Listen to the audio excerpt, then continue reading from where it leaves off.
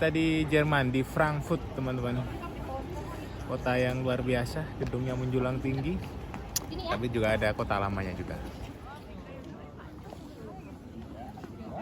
Good morning everybody. Ya, di pagi yang cloudy ini teman-teman, kita menikmati kawasan ikonik di kota Frankfurt, Jerman. Banyak bangunan legendaris yang ada di sini teman-teman.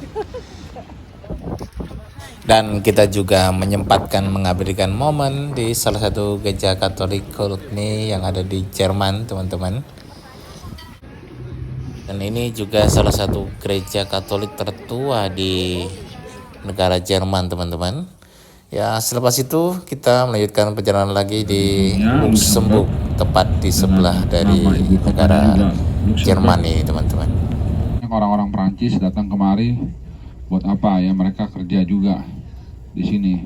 Jadi dari negara Perancis terus ya mereka cari uang di sini karena income gede ya, negara kaya.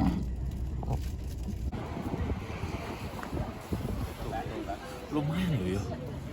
Daerahnya adem ya. Di mana, Pak? Ini di Luxembourg, teman-teman.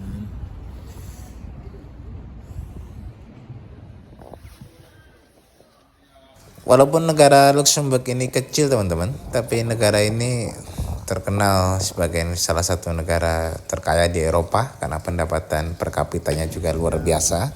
Luxembourg ini, teman-teman.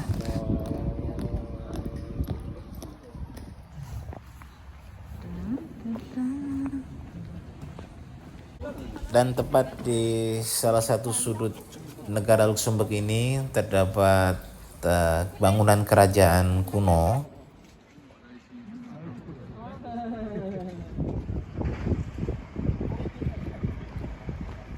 Lihatlah itu pergi. Belah gunung Pak ini.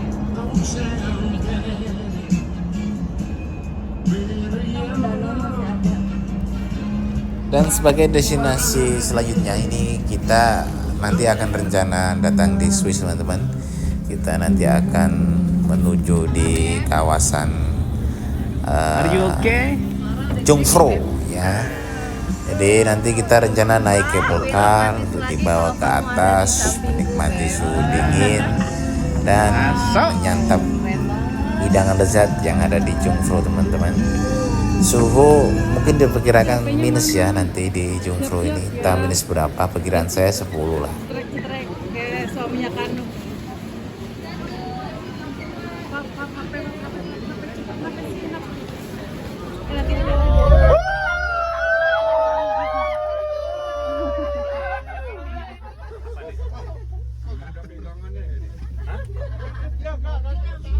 Nyampe nanti paling atas.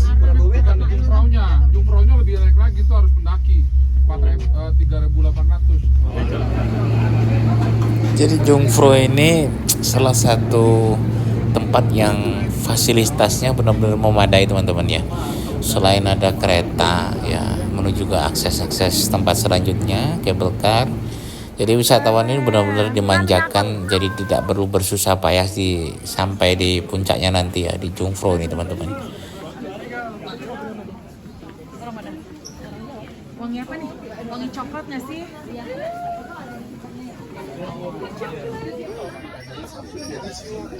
Dan sebelum menikmati dinginnya suasana di pegunungan bersalju, kita menyempatkan menyantap hidangan dulu di Jungfrau ini teman-teman.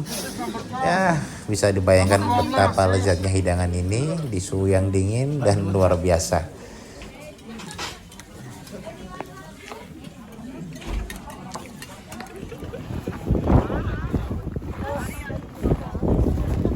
Angin berhembus sangat kencang teman-teman. Jadi pakaian ini benar-benar harus proper ya, pakai jaket yang bisa menahan dingin.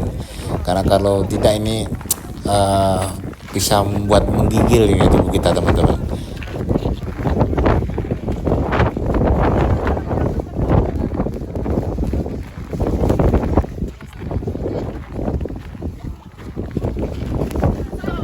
Alah nggak bisa bisa bahasa Udah Inggris. tidak bisa bahasa Inggris, pakai bahasa tubuh kita.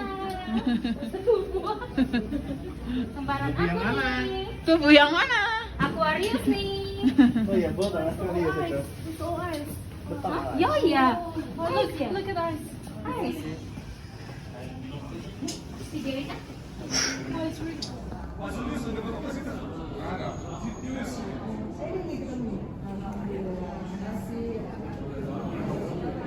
Mas, tanganku nggak berasa lagi. Gak ada rasa tanganku, Mas. Aduh.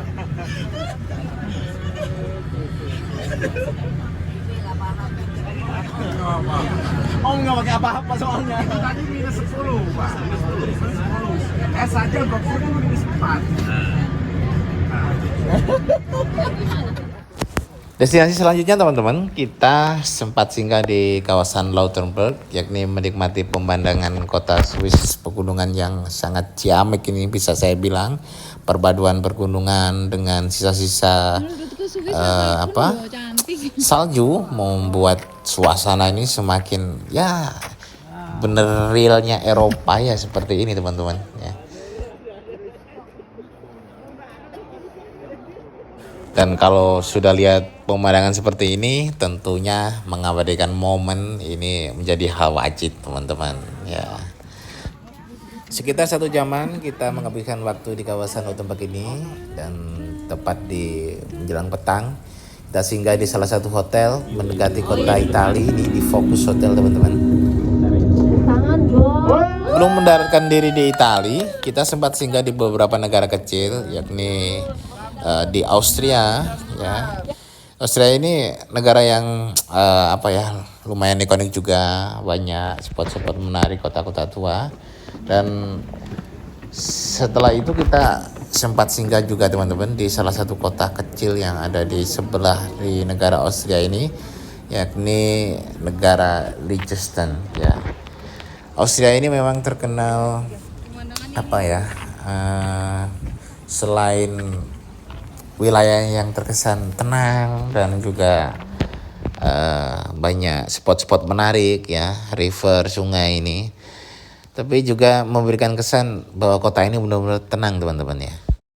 Selepas singgah sebentar di kawasan negara Liechtenstein ini teman-teman, kita melanjutkan perjalanan menuju ke Italia, tapi tibanya sudah petang, sehingga nanti ketika tiba di kawasan Italia kita sudah wajib bermalam dulu ya teman-teman di kawasan Italia ini. Tapi rencananya sih langsung eksplor beberapa tempat yang ada di Italia ini, dan sesuai prediksi kita langsung menuju di salah satu semacam mall menamakan dirinya Duomo Plaza Duomo, entahlah namanya apa ini.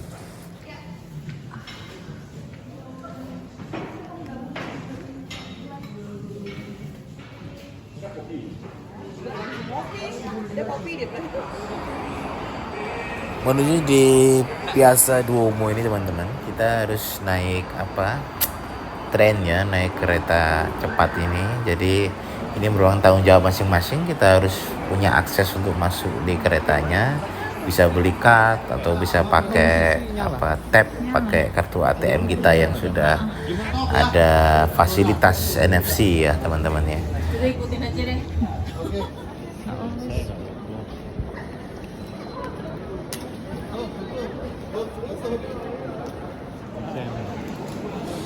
Dan di waktu malam ini memang benar-benar indah elok ya, lampu-lampu temaram yang ada di kawasan Duomo Piazza ini menarik, sehingga kita menyempatkan menikmati salah satu makanan khas yang ada di Italia, tidak lain dan tidak bukan yakni pizza teman-teman. Ini pizza asli Italia ini ya, lezat lah, karena ya mungkin kita juga lapar ya, sudah malam juga.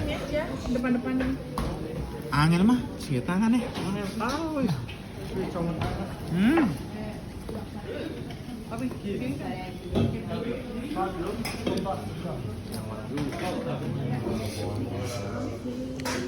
Oh, di sini. Bisa langsung Italian nih. Oke, fast. menikmati setiap sudut bangunan yang ada di Dome Piazza ini teman-teman. Memang memberi kesan tersendiri ya teman-teman. Indah, lampu-lampu itu berpadu dengan bangunannya ya, walaupun sedikit hujan ya di sana, tapi tidak mengurangi semangat kita menikmati setiap sudut keindahan dari kota ini teman-teman.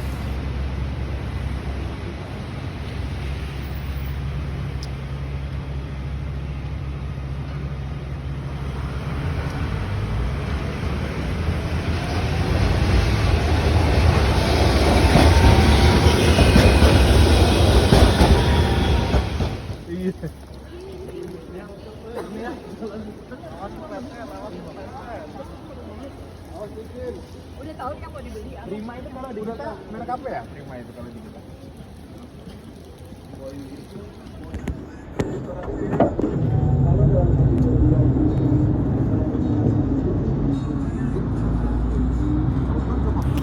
Dan keesokan harinya kita juga singgah teman-teman di salah satu kota yang ada di Itali, yakni kota Bologna ya, tempat markas klub Bologna. Ada Roberto Baggio di sana ya, seperti yang kita kenal, pemain fenomenal skuad Italia teman-teman.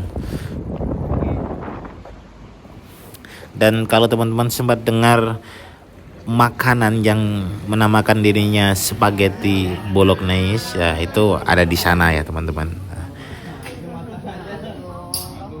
Salah satu tempat ikonik lagi yang wajib didatangi dan tidak boleh di skip di Italia ini yaitu sentra pembuatan tas kulit yang ada di salah satu sudut kota di Italia ini.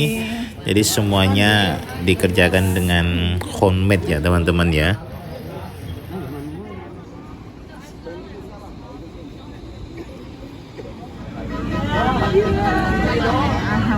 Dan momen yang tak terlupakan lagi teman-teman ya, dengan penuh keceriaan kita akhirnya tiba di tempat ikonik di Italia ini, yakni di Menara Pisa teman-teman. Jadi kita untuk akses ke tempat ini harus naik ini semacam kereta kelinci ya kalau di Indonesia ini ya.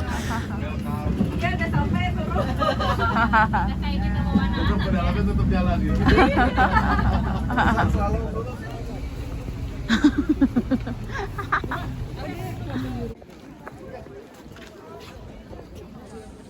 Kota dong.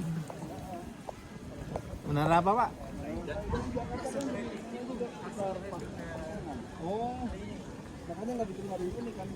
Dan pesan puitis yang mengiringi keindahan Menara Pisa ini sepanjang perjalanan kita menuju Bandara Malpensa yang ada di Italia untuk melakukan kepulangan di Indonesia, bahwa segala satu ketidaksempurnaan itu menghadirkan tetap suatu keindahan teman-teman.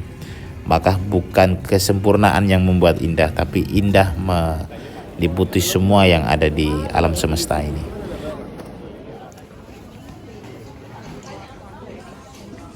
Dan ini merupakan perjalanan yang istimewa, indah, penuh makna, bisa menghadirkan diri di negara-negara di Eropa. Sungguh menjadi pengalaman yang luar biasa bagi kami teman-teman. Seberapa lama pun perjalanannya, jika kita niati untuk menikmati hal-hal istimewa di dunia ini, maka semuanya terasa singkat. Saya secara pribadi berdoa mudah-mudahan teman-teman bisa melewati best moment ini, diberikan kesempatan, diberikan rezeki untuk bisa hadir di kawasan Eropa, menikmati keindahan negara-negaranya. Sampai jumpa, tetap semangat dan selalu tebarkan kebaikan di setiap sudut di dunia ini teman-teman.